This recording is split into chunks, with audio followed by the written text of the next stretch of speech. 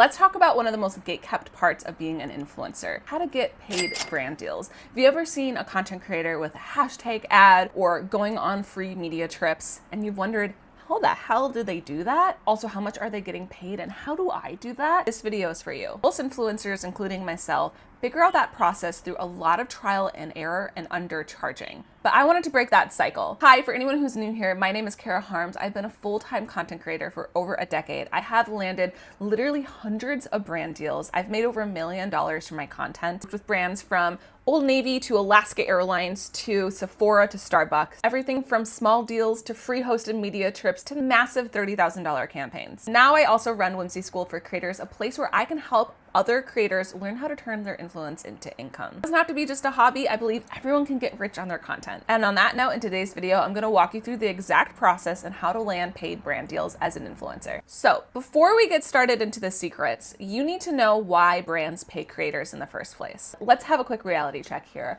Influencer marketing is valued at over $24 billion for this year alone. This industry keeps skyrocketing in growth, and brands are well past the stage where they think they can only work with massive, huge influencers to move the needle. They understand that even small creators have value. The old myth of you need 1 million Instagram followers to make $1 million is well dead and buried and done. What brands actually care about most is trust and influence with an audience, high quality content that they can reuse for their own marketing, and your ability to talk about their brand product in a natural way that doesn't feel like an infomercial. This is why I always tell my students that we're not just influencers or content creators, we're kind of like a media business. And brand deals are just one of the many revenue streams that you have to master if you want to be a full-time influencer. I recommend everyone has at least 7. That's a whole nother video for another day. There are 2 ways that you can get brand deals. One is inbound and one is outbound. Inbound is when brands reach out to you. And here's a little secret.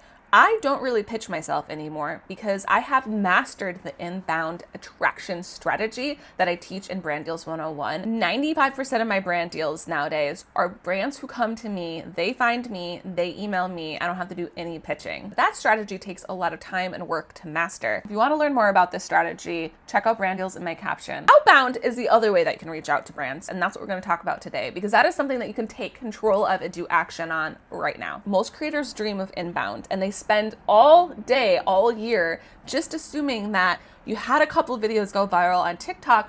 Why aren't the brands coming to me? Why aren't they doing inbound? And they don't ever do outbound, which is pitching or applying to influencer networks, any sort of control themselves to get in front of brands. But let's take a step and rewind. Before you start pitching brands, before you start applying to all the influencer networks to land free gifted product and paid deals, there's a couple things you need to do to make sure your house is in order. I call this housekeeping. Housekeeping number 1, you need to make sure that your bios are updated. Make sure that your bio is selling yourself, letting a brand know if they look at it, who you are, what you post about, where you're located. Have a strong online brand presence. And yes, also make sure that your email is easily accessible. If you don't have room for it in your actual bio, make sure it's at the top of your link tree, baby. You don't want brands to hunt around for your email. You also need content to show that your audience is engaging. Not just views, but content that has a lot of shares, a lot of discussions happening in the comments. Proof that you can get people talking and have influence. You also need content that shows brands you know how to talk about their products. So example, if you're a beauty influencer and you're trying to land a travel campaign,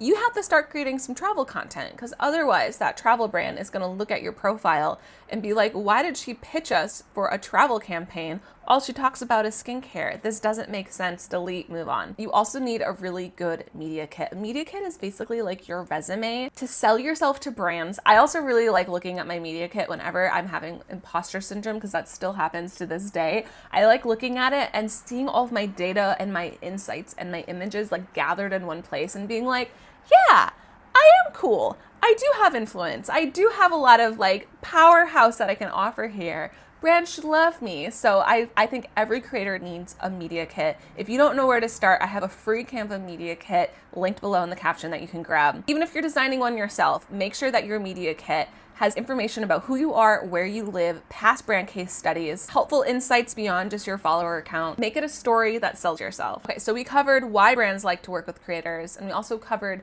housekeeping things. Now let's talk about what brands look for in creators. Before I launched full-time as a creator, I actually worked on the brand side of influencer marketing for a startup. I hired creators, I casted campaigns, I created their briefs. So coming from both sides, I know what brands like to look for. And as we talked about briefly, brands want to be able to see themselves on your feed. So that's the number one important thing. If you're not talking about their industry or niche, you need to start talking about their industry or niche. Brands also want to make sure that you align with their target customer. Personally, for me, I land a lot of campaigns that are in the Bay Area because I have a lot of Bay Area followers who look to me for advice on things to do in the area. So when a brand wants to tap into this collective of people, they'll come to me because I align with their customer. They also want content that sells things without feeling like a gross ad. No infomercial vibes here. When I first started, let me get something as like an example.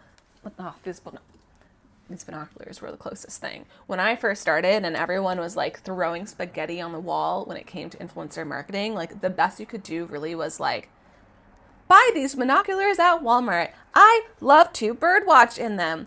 They're only $19.99.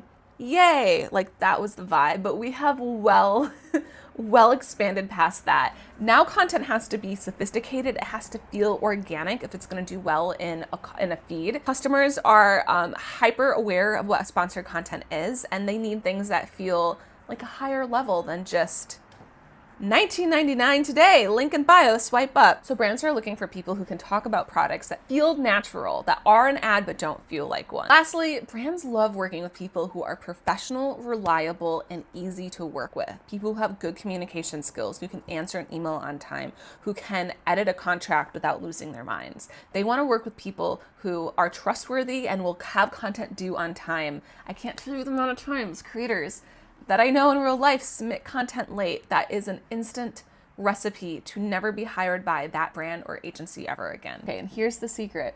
You don't need to be ready. You just need to do it. You just need to take the leap and you just have to start pitching brands.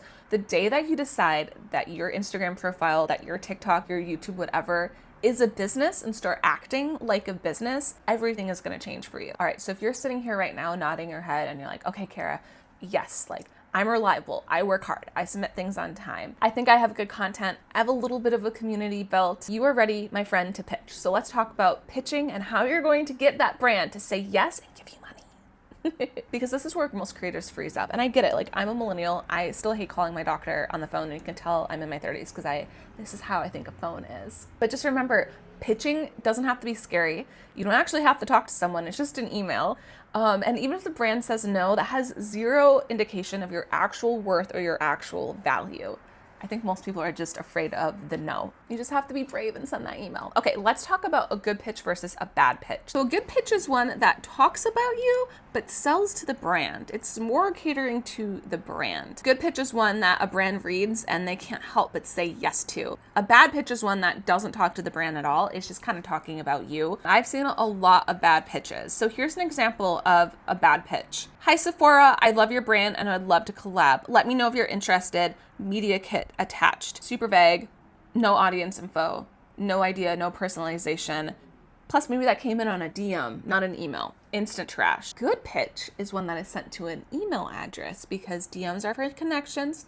Email is for pitching and negotiation. A good pitch is going to be something like, hi brand name, I'm Kara, a San Francisco lifestyle creator and founder of Whimsy Soul who reaches over 6 million women annually. My audience, which is about 90% women ages 25 to 45, is obsessed with everyday whimsy. And Anthropologie is one of my go-to stores. I had an idea for a reel series featuring fall styling using your current collection, tying to seasonal travel guides we're publishing on my blog and TikTok. Would love to explore this collaboration opportunity. You can view my media kit here and audience stats. That's a better pitch because it is really talking to the brand. They're thinking, hey, you're right. I might be casting some fall campaigns soon. This creator talks to my ideal customer and she has a good idea. The specific, relevant, and data-driven pitches will always get more yeses than the other ones. Okay, so let's say that you sent off that pitch to Anthropologie and they came back saying, interested? Say more. What's your rate? This is the second place that a lot of creators make big mistakes and they freeze up because it is hard talking about money. And if you don't know how much your reel is worth, you might be undercharging yourself. In fact, most people undercharge themselves. Not you, my friend, because we're going to be talking really quickly how to price yourself as a creator. This is something I'll have an entire lengthy video covering, and when I do, I'll put it as a little card up here. But the gist is there's a few layers to pricing, so you need to think about what your base rate is, what the minimum you want to make on this brand deal is. Then you need to think about all the other things that go into the campaign. Do you have to buy your product? Do you have to drive somewhere to shoot it? That's gas money and time. Do you need to get a specific outfit for it? Is Anthropologie giving you clothes, or do you have to buy those out of pocket? Is there usage, a link in bio, exclusivity? So first thing to do is just write out all of the things that are involved in the campaign and just start line by line pricing each one and adding them up before you get your total. Here's a real life example. I once signed a $3,000 TikTok deal, but ended up getting paid $10,000 because the brand wanted so much usage, and I knew how to charge for that. A really good place to start is about 2% of your follower count. So if you have 100,000 followers on Instagram, you might want to start at $2,000 for a reel. But again, that's just the base rate. You can go way up depending on all the things that are involved in the campaign. Also, don't forget about things like your expertise. Are you a mom with 3,000 followers, but you have a death grip on the whole community of local moms around you, and you can influence all of them? You deserve to charge more for your content. All of this feels like numbers swimming in your head, like that meme. Don't worry, I built a tool specifically for influencers called Rate Magic that helps you price your brand deals and gets you the best rate every time. So if that sounds interesting to you, I have it linked in the caption below. I use this all the time. I actually built it for myself first because I was tired of doing math. Plus, sometimes there's all these nitty-gritty things with campaigns that you just kind of forget about the details, and you're like, oh shoot, I should have charged more for XYZ. So that's what this tool does and helps with. If pitching still sounds scary to you, good news. You can also join influencer networks. Influencer networks are basically just like dating platforms where they match creators with brands. I have a list of my 20+ favorite influencer networks that you can join for free, linked in the captions, and sign up for all of them. How they work is you make a profile, you fill out all the information about yourself, connect your socials, and then when a brand is casting a campaign, they can go on the back end and set the parameters for what they're looking for and hopefully find you. So let's say that you are a mom who lives in Austin, Texas, and you love to share about healthy recipes, and you have 10,000 followers on Instagram. If Whole Foods wants to work with Texas-based mom influencers who have at least 10,000 followers on Instagram and talk about healthy recipes, they'll be able to find you in these databases. That's why you need to be signed up for them. I recommend that you go check out the list that I have linked, pour yourself a glass of wine or make yourself a matcha, put on like the Princess Diaries or a movie you've seen 1,000 times, and then just sit down and apply it to every single network. So you can spread yourself across the interwebs and basically ensure that you are on as many brand radars as possible, because brands usually are subscribed to one or two of these networks, not all of them. When a brand then finds you on this network, they will either do one of two things. One, they'll email you directly, and that will turn into an inbound campaign. So that's one of the reasons I get discovered so often, and people just reach out to me asking to pay me, is because I'm on all these networks. Or they'll message you on their internal systems and say, hey, we want to work together. Sometimes they'll have a campaign that you have to apply to. So maybe they're like, hey, we vetted you, Miss Texas influencer who's a mom and talks about healthy recipes. We think you're on brand, but can you just apply for the campaign real quick here? Maybe they'll have you fill out a concept idea, and then they'll decide if they like you and want to pay you or not. But you never would have been found by them if you weren't on that platform to begin with. All right, so we talked about why brands like to work with you, how to make your profile optimized for brands, what you should include on your media kit, how to price yourselves.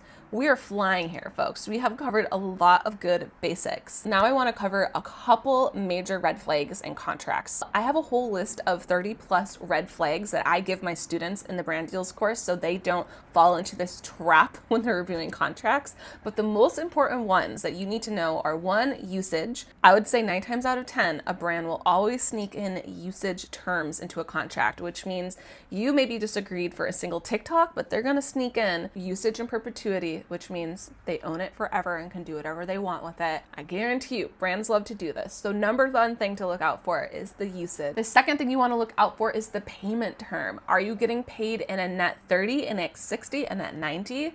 A net is basically the countdown timer of days. So a net 30 is 30 days, a net 60 is 60 days, and net 90 is 90 days. You need to understand when you're getting paid and always push for 30 days, which is the industry standard. Yes, that's bullshit, but that's the industry standard. Last thing I want you to look for is exclusivity, because brands also sometimes like to sneak this in. Let's say you do take that Anthropologie campaign. Are you allowed to talk about other clothing brands? If not, for how long? One, make sure you charge for that, but two, make sure you understand what you can and can't post so you don't get into legal trouble and have that brand revoke your payment. Never skip reading the contract. Always read the contract from tip to bottom, even if it takes you an hour. It's a legal document and you need to understand what you're signing. The truth is, creators aren't just making content, they aren't just entertainers, they're a business. You're a business. You deserve to be paid well for your creativity and your strategy.